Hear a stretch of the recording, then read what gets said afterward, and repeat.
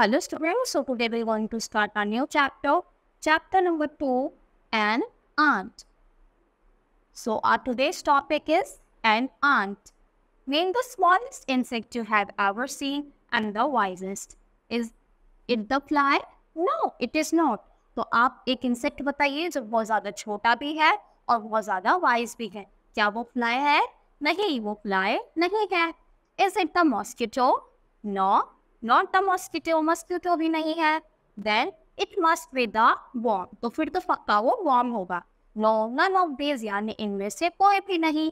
It is the ant, the commonest, the smallest and the wisest insect. वो है ant जो बहुत ज़्यादा small भी होती है, cunning भी होती है, यानी common यानी बहुत ज़्यादा common भी है, small भी है और wise भी है यानी चालाक भी है.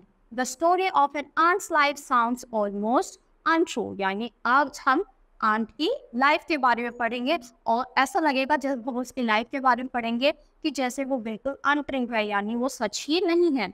But people have kept ants as pets and have watched their daily behavior closely. तो जो लोग हैं वो आंट्स को क्या रखते हैं एज अ पेट यानी पेट बनाकर रखते हैं और उनके बिहेवियर को रोज देखते हैं कि वो क्या कर रहे हैं, इस वक्त कैसा उनका बिहेवियर है, वो क्या काम कर रहे हैं. So we know a number of facts about this tiny, hard-working and intelligent creature. तो हमने उनको रखा और उनकी चीजें देखी वो क्या क्या करे. तो हमने क्या देखा, उनके बारे में बहुत सारी चीजें देखी. There are many kinds of ants यानी बहुत तरह की ants हमारे पास होती हैं. The commonest among them are the black or red ones. उनमें से बहुत ज़्यादा जो कॉमन होती है वो या तो ब्लैक कलर की होगी या फिर रेड कलर की होगी. तो देखो ये सारी ही आर्ट्स हैं, बहुत सारी हैं और बहुत ज़्यादा वो भाग हुआ करती हैं. We have seen them since we were children but have not paid enough attention to them. तो हम उनको बचपन से देखते आ रहे हैं पर हमने कभी उन पर इतना ज़्यादा ध्यान नहीं दिया है. Where do they live? वो कहाँ रहती हैं? In their comfortable homes or nests or ant hills. तो क्या वो नेस्ट में रहती है या फिर आंट हिल्स में रहती है. Each has hundreds of little rooms and passages. और हर एक का क्या होता है, बहुत छोटा सा रूम और बहुत सारे पैसेजेस होते हैं. In some of these rooms the queen ants lay eggs. और इनमें से कुछ जो हाउसेस होते हैं, कुछ कमरे होते हैं, उसमें जो क्वीन है वो क्या करती है, एग्स को ले करती है. Others are nurseries for the youngness. और फिर नर्सरी होती है जो छोटे बच्चे होते हैं, called have grubs. Workers have their reserved quarters. तो जो वर्कर्स होते हैं यानी जो काम करने जाते हैं बाहर, उनके लिए अलग क्वार्टर होता है, बेबीज के लिए अलग होता है, मदर्स के लिए अलग. They spend most of their time searching for food. और जो वर्कर्स होंगे उनका काम क्या होगा, बाहर से जाना, खाना ढूंढकर लेकर आना. Some rooms serve as store houses for this food. और कुछ जो हाउसेज हैं उनको स्टोर हाउस की तरह यूज करते हैं कि यानी इस रूम में हम सिर्फ वर्कर्स रहेंगे, यहाँ पे सिर्फ खाना स्टोर होगा, यहाँ पर बेबीज रहेंगे, यहाँ पे नर्सरी. तो ऐसे ऐसे उन्होंने रूम्स को क्या कर दिया था, डिस्ट्रीब्यूट कर दिया था. जैसे हम भी अपने हाउस में करते हैं, ये एक हमारा किचन है, एक बाथरूम है, यहाँ पर ये मेरा रूम है, ये मम्मी का रूम है. तो ऐसे ही आंट्स ने भी अपने सेपरेट रूम्स बनाए हुए थे. Soldiers have separate barracks. जो सोल्जर्स थे जो फाइट करते थे उनका अलग बैरक था.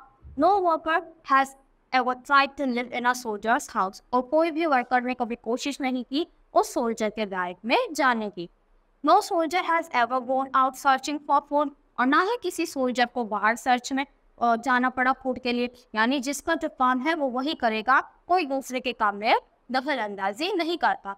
No worker और soldier और cleaner has ever harmed the grub. और इन तीनों में से किसी ने कभी ग्रब को हार्म नहीं करा है यानी नुकसान नहीं पहुंचाया. So you seen an ant's life is very peaceful. तो आपको लगता है कि जो आंट की लाइफ है वो बहुत ही ज़्यादा पीसफुल है, बहुत ही ज़्यादा मज़ेदार है. Each does their share of work intelligently and bravely and never fights with other members of the group.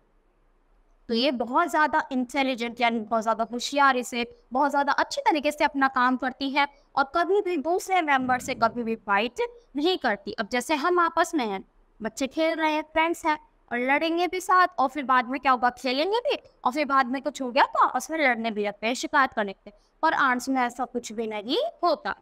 The queen is the mother of the entire population of the colony. तो जो उन सब की क्या होती है, एक क्वीन होती है, उसको हम क्या कहते हैं कि यानी ये सारे जो मेंबर्स हैं यहाँ पर वो सबकी मदर है, सबकी क्वीन है। It lives for about 15 years और वो कम से कम 15 सालों तक जी सकती है। It has a pair of wings but bytes them of water it's wedding fly. और उसके विंग्स भी होते हैं और कभी कभी तो क्या होते हैं, wedding flight. This flight takes place on a hot summer day. और वो तब फ्लाई करती है जब क्या होता है, जब बहुत ही ज्यादा गर्मियों वाला दिन होगा। The queen leaves the nest and goes out to meet a male ant or drone high up in the air। तो वो अपना नेस्ट तब छोड़ती है जब वो उसको मेल आंट से मिलना हो या फिर उसको ड्रोन यानी ऊपर जाकर उड़ना हो। On its return to earth, it gets right to its wings and then does nothing but lay eggs। फिर वो वापस जब नीचे आती है अर्थ पर तब अपने विंग्स का यूज करती है और फिर आकर कुछ नहीं करती, बस एग्स को ले करती है। Each hatch and grubs comes out। फिर वो अपने बेबीज को हैच करती है और उसमें से जो न्यू बेबी आता है उसको हम ग्रब बोलते हैं। Soldiers guard them. सोल्जर्स उनका ध्यान रखते हैं।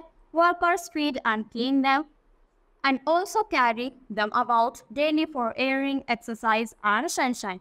फिर वर्कर्स का क्या होगा, उनको फीड करना यानी उनको खाना देना, उनका ध्यान रखना, साफ सफाई और उनको जो भी एक्सरसाइज है, सनशाइन है, जो भी उनके लिए नीड है, जो भी उनको चाहिए, वो सब के काम किसका होगा, वर्कर्स का। सोल्जर्स का काम होगा उनको प्रोटेक्ट करना, गार्ड करना। 2 or 3 weeks later, grubs become cocoons and lie without food or activity for 3 weeks or more। फिर जो ये grubs होते हैं वो थोड़े बड़े हो जाते हैं, फिर वो बन जाते हैं cocoons और फिर वो चाहे तो कुछ दिन यानी 3 हफ्तों तक बिना खाए या बिना कुछ करे भी रह सकते हैं। Then the cocoons break and perfect ant appear। फिर जो कोकून है वो ब्रेक हो जाता है, टूट जाता है और फिर परफेक्ट जो आंट है वो बाहर आती है।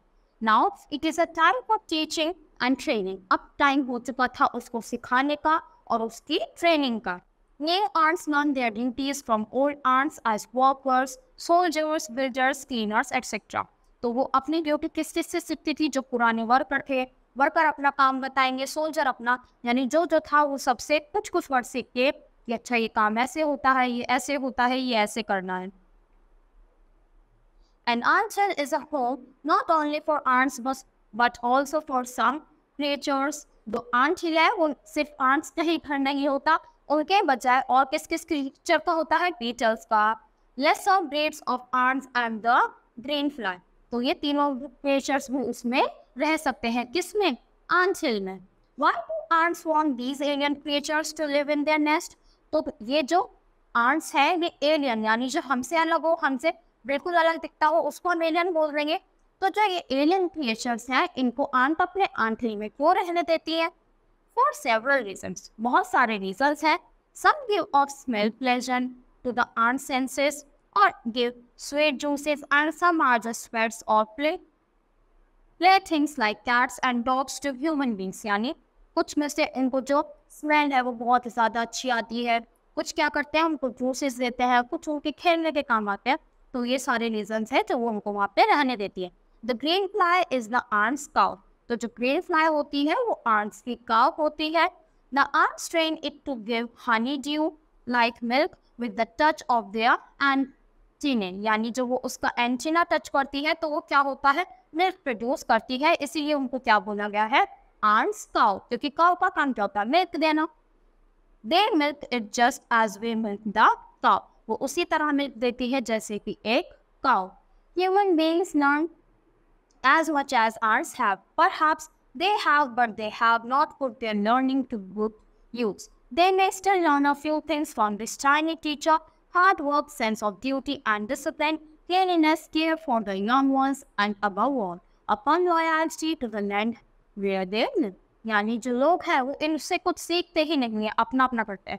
तो जो ह्यूमन बींग्स हैं उनको यानी हमको उनसे बहुत ज़्यादा छोटी छोटी चीज़ें भी सीखनी चाहिए, जैसे वो बहुत ज़्यादा हार्ड वर्क है, अपनी ड्यूटी अच्छे से करती हैं, डिसिप्लिन रहती हैं, साफ सफाई का ध्यान रखती हैं, कभी भी किसी से फाइट नहीं करती, और यहाँ तक कि जो छोटे छोटे बेबीज होते हैं, यंग वंस होते हैं, उनकी भी बहुत ज़्यादा केयर करती हैं। तो I hope you understood this chapter. That's all for today. Thank you.